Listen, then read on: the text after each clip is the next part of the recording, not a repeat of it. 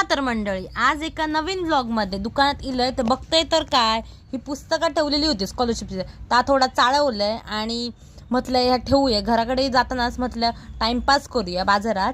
मग टाइमपास केलाय का माका चपला बिपला घेऊची नव्हती. तेवढा आईचं फोन इलो, आई म्हणता येताना अंडी वगैरे घेऊन ये. मग म्हटलं चला घेऊया अंडी वगैरे. थोडा खाऊ को घेतलं, ते बिस्किटा वगैरे घेतलं आणि अंडी 20 रुपयाची घेतलं.